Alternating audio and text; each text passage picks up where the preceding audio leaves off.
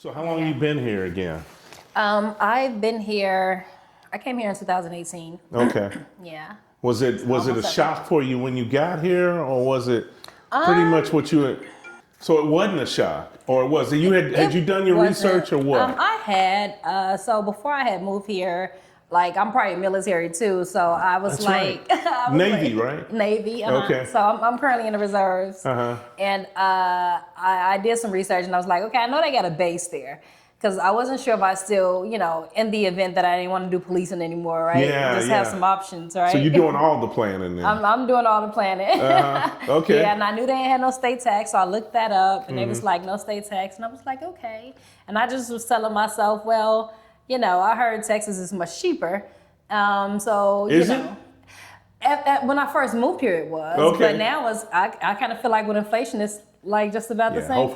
Hopefully that'll tone down a little bit, but we'll have to wait and see. Yeah. So and then they do have a state income tax in Illinois, don't they? Yes, sir. Mm-hmm. So that was a big thing that you didn't have to have that here. Correct. It's got to be a monster.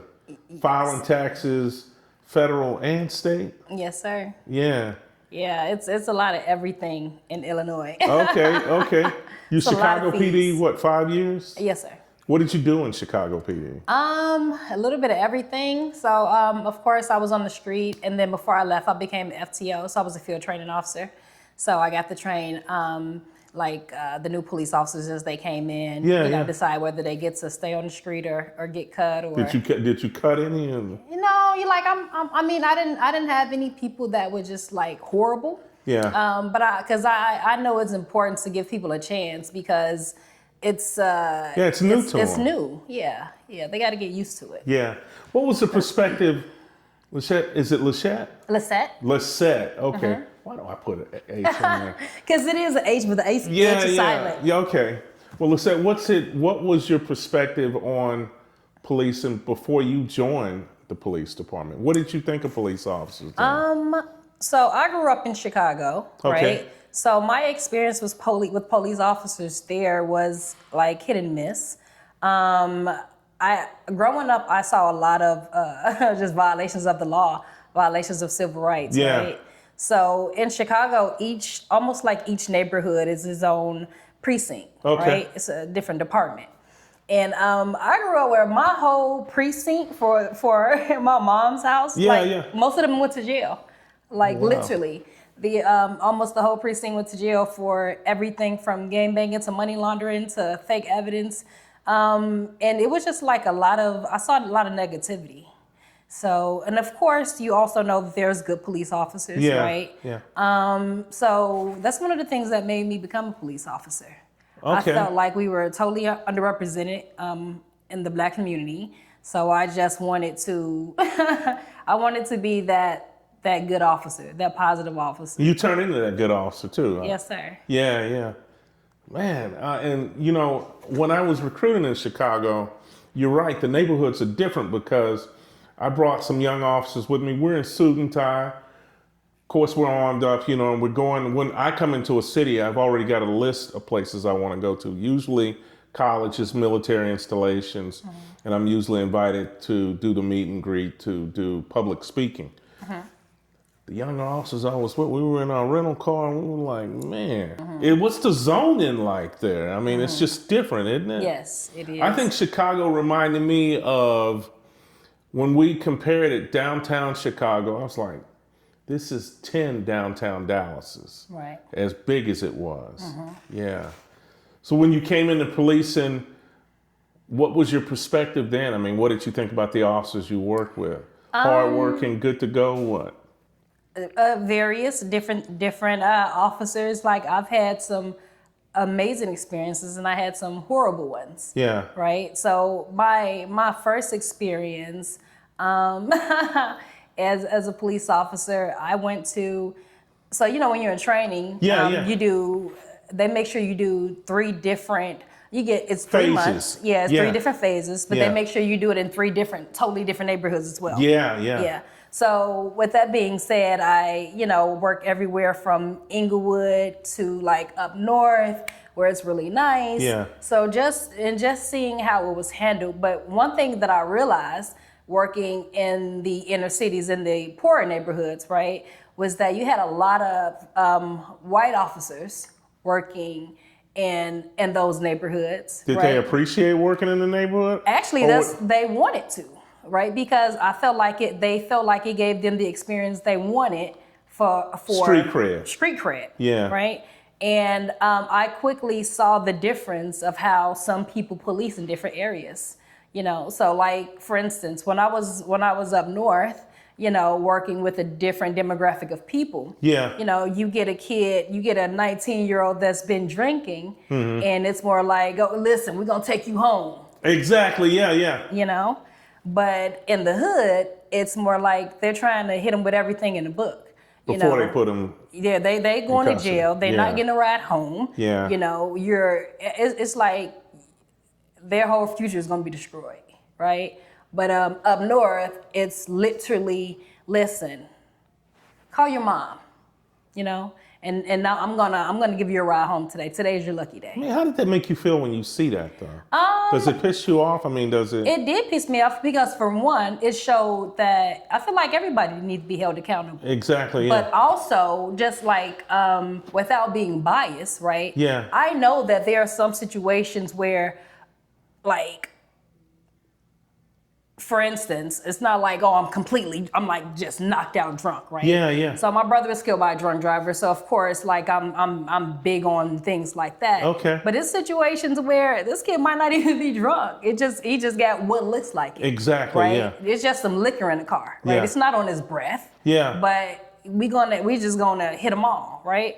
So for me, they gave me the opportunity to. I give him the same opportunities that I give up north. Yeah. Let's call your mom. Like, what you doing out here? Let's have a conversation. How'd you get here? Yeah. Why are you here? And then we'll go from there. That leaves them with a good respect for you, though, when you have an encounter like that. Yes, sir. I think so. I mean, because they're like, well, she's not like the rest. Right. Yeah. That make you feel good, though, when you... It makes me feel amazing. Yeah. Yeah. Yeah. So that's why I love policing, right? Mm-hmm. I'm not gonna say it's a love-hate relationship, but it's policing can be very difficult. But what keeps me coming back, like I've been an officer, 11, 12 years. Yeah. Started in 2013. So what keeps me coming back is that we deal with people at like the worst moments in their life, right? Yeah. And it's life-changing. I think so. Depending on the interaction. Yeah. So I use my interaction to connect with people in a way where literally it can change their life, So I take a lot of pride in that. And I take a lot of pride in recognizing what's needed at the scene and shaping that to what they need and making it the best experience it could be. And that takes positive energy, not negative energy. Right. I mean, I know you've seen officers who, I know I have. I've worked around officers who have that negative outlook on everything. I worked East Division in Fort Worth, which is Stop 6 and some of the other areas. And they're nice areas, just a little on the depressed side. Right. And I couldn't understand how some officers come in there with no positive outlook. I got to hammer everything around me. And I'm like, why don't you just go to another side of town? Yeah. Or better yet, why not find another profession if you don't want to be here? Right. But, they're still here. Yeah, I've seen like a lot of officers, especially like young officers, they come in and of course we don't do quotas or anything, right? Yeah. But they come in, man, today I'm locking up at least 4 people. Yeah, exactly. So you already know what's on their mind when they get there. Yeah, and I feel for me, I police different, right? Yeah. When I get there, whatever needs to be done, right? Yeah. But I don't go into it thinking my job, what makes me a good officer is how many people I lock up, right? What makes me a good officer, I'm here to provide a service, right? Exactly. So when I provide you that service is not to ruin your life. Yeah. Right? It's not to just make the worst situation worse. Like that's not my goal. Yeah. Right? My goal is to, 1, make sure we all go home safe. Right? 2, give you whatever you need in that moment. Yes. In this moment, you might not need jail. You might need some therapy. You might need some counseling. You might need a mother. You might need a... But said, I'm going to ask you this then. On that, are we social workers or warriors or a combination of both? I used to get in this We're all argument. of it. Yeah. We're all of it, right? Yeah. So we're the social worker, we're the therapist, Yes. we're the mother, we're the father, Yeah. we're their, religious leader, preacher. There you go. Yeah. You know, like I'm Christian, right? Yes. I love Jesus. So when I go to work, I pray for humility and that He humbles me, right? Because I know this position gives me a lot of power. Absolutely. Right? And I have the power to raise hell, right? Yeah, Or raise heaven, right? So when I go out, I'm giving people that as well, you know. And sometimes they might need to hear, like, man, God gave you a lot of opportunities, right? There you go. You need to start changing something. Yeah. What did your recruits think of you? I'm sure you had some really good stories for people that you shaped when you were taking them through the training phase. Then. Yes. Yeah. My recruits loved me. I can believe that. They loved me because, like, before anything, like, I'm a child of God. Yeah. I'm a Black woman. I'm a mother, right? Yes. So, but I'm also an adult, Yeah. right? So even like coming into policing, I was always the only something, right? Right. I was either the only Black woman, I was either the only woman, or in my situation in Chicago, I was like the oldest person in there. Wow. Okay. So I think I joined when I was 30, 31. So, I'm in there with 23-year-olds. Yeah. You know? But mature minded. Absolutely. Yeah. So I really do feel that this job do have so much responsibility and power. I do think you need a certain level of maturity to do it. Yeah. I think you should be educated to at least some degree. Okay. And I think that you should be at least like 27. Okay, that makes sense. Here you have to be 21, and I'm sure a lot of other departments are like that. But the maturity level. They're not ready. Yeah. Yeah. And then what do you think about the mental state of police officers now? How do we deal with that? Is it because of a lot of stress? Do you believe that we need more mental practitioners or professionals to help us with the stress? Or how do you deal with stress? How do you deal with stress when you're out there in the field?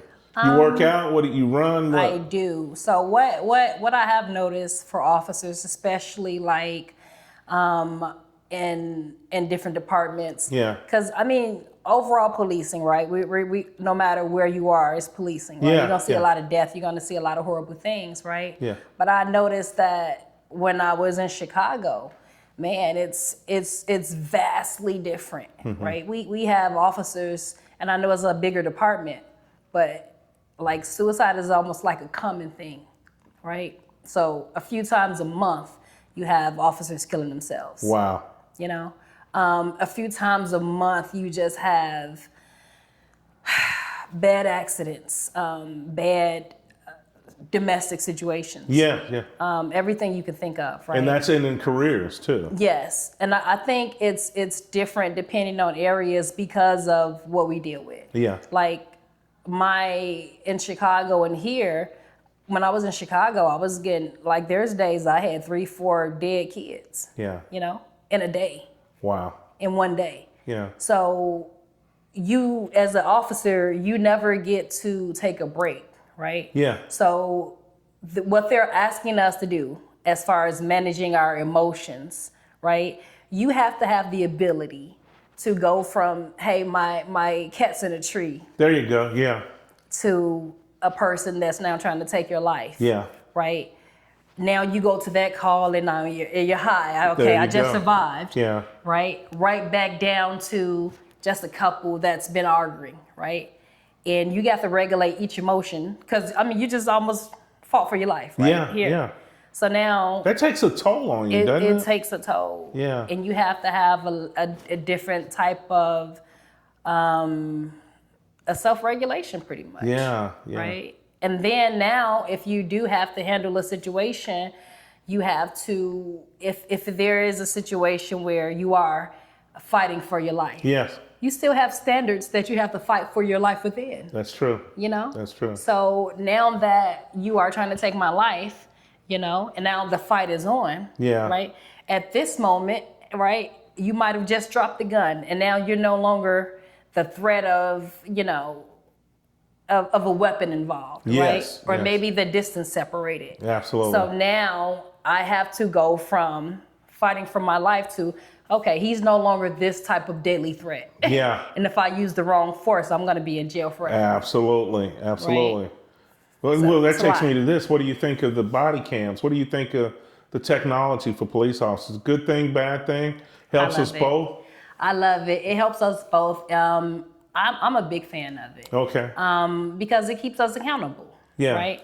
And some people complain about it. I love that people have the right to record because I know Yeah. that, you know, without these cameras, there's so much has happened, right?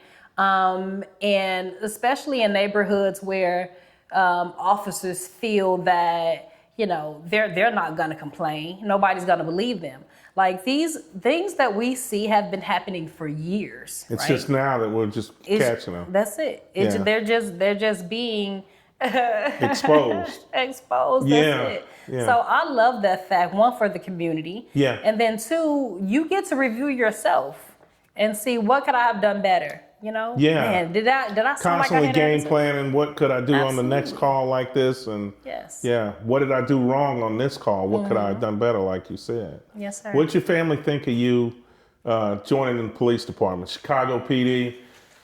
They're very proud of me. Uh-huh. My family is very proud of me. Uh-huh.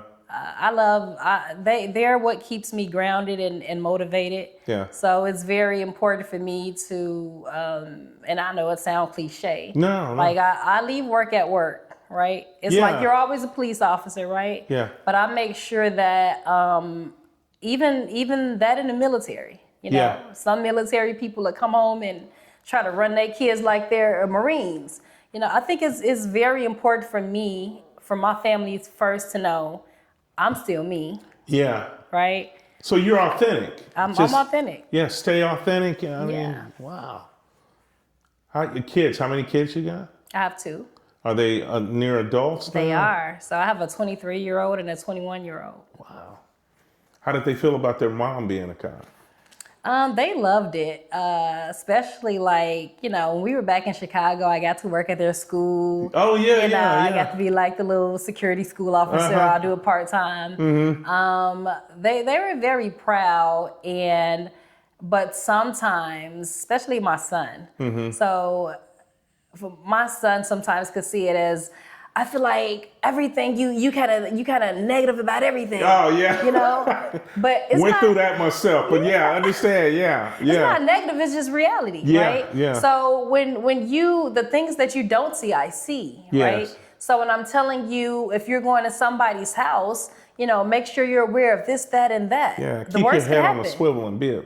Yeah. You know, I used to tell both of my sons that you need to be observant. Sometimes you don't have to run your mouth. Just pay attention. Yeah. Pay attention to what's going on in front of you. And they like, Mom, that's not gonna happen. Yeah, yeah. That stuff don't happen. You're making it up. Now you're giving me situations you know are not going to take place, you know. And I'm like, no, it happens every day. Yeah, You yeah. just don't see it. Exactly. Right, but I see it. Yeah. So it's kind of like you're living in this bubble where you think the world is this, right? Yeah. I'm over here where I'm seeing the worst of the worst that people don't even realize happens, because Yeah. that don't happen to nobody. It happens all the time. Yeah. It just hasn't happened to you yet. Exactly. Right. Exactly.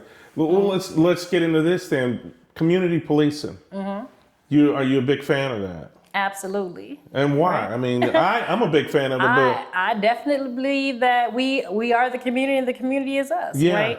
So because we are, like outside of the uniform, we still live in the community. exactly. Right? At And least we so- should. We should, Yeah. right? We're a part of some community. Like Yes. we all live somewhere with homes, and Yeah. we have officers that respond to us, right? Yeah. So we're still we are who we serve, right? Yeah. It's just a different capacity, Yeah. right? Yeah. But I'm really big on community policing because it builds trust, right? Yeah. And it lets you get to know me outside of this, where we can connect. Exactly. right?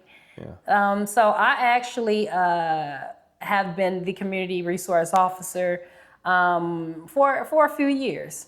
So I did it when I was here at Forest Hill, Yes. and it changes. It changes the perspective. It really does. Yeah. You get to meet people, and then they see you as people, right? I was about to say they see you in a different light. Yeah. Yeah, and then it makes them appreciate officers. So one of my close friends, she had a situation with the police where she felt like she was kind of targeted by the police, right? Okay. Okay. And it left a bad taste in her mouth, right? She just didn't trust them anymore, Yeah. right? And when she told me her story, things definitely could have been handled differently. Yeah. And she told me, like, I don't even like cops after that. Like, I just don't trust them. And so after having a connection with her, building a bond with her, she was just like, man, you literally changed the way I see police. That is exactly, I love to hear stories like that. You know, I'm huge on recruiting for diversity. We need more females. We need more Black females. Yeah. And we need people who represent like you. I mean, that is a good thing because you changed a mind in that Yes. situation. I'm sure you've affected other young females that way too. Yes, it's actually a blessing. Like, it made me. One of my future goals is to open like some type of nonprofit for women and for young girls, because I am really easy to talk to, and I connect really easy with almost anybody, right? Yeah. And with that being said, I'm also I've also been the mental health officer, right? Oh wow! So you're a crisis intervention trained? Absolutely. Yeah. So even I would have calls where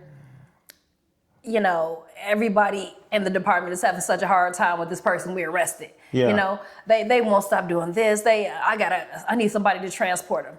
Oh my God, Lewis, you think you feel like transport? Oh. Sure. Yeah. My experience with them is totally different, because we'll get to talking, and these young women, to tell me stuff that they've been through, and some of them so young. You got a 17-year-old who just told me she'd been raped her whole life. Yeah. She don't have a mother, have been on her own, is homeless, had never had anybody who loved her, never had anything, right? And so it's so many people who have this same exact story. Yeah. So it's really heartbreaking. Yeah. But then as a mother, I'm just like, man, I think about my relationship with my daughter, right? Yeah. And I think about a young girl never being loved, never being motivated, never having any holiday, like no Christmas gifts, no Christmas at all, right? Never having anybody that could protect them, right? So it's really heartbreaking, and it always just makes me want to do more and give more. That makes sense. Yeah. Let me ask you this. When you think about yourself, the profession, your experiences, your journey, if I was to ask you what kind of legacy you want people to remember you for in policing, what would your answer be? My answer would be, I want people to remember me just by being kind, right? Being kind, being loving. And when I die, I want people to remember just how many people's lives I touch in a positive way. Like that's my end goal. Okay. So I like, people have different reasons why they do what they do, right? Yeah. For me, when I'm in front of the Lord at the end, right, I want him to say, you touch a lot of lives. Yeah. Right? And you did it in a way that was loving, right? And that's what I want. That's what I want people to remember me as. All right. Well, Miss Liseht Lewis, did I say it right this time? Yes, sir. All right. Thank you so much for this opportunity. Thank you.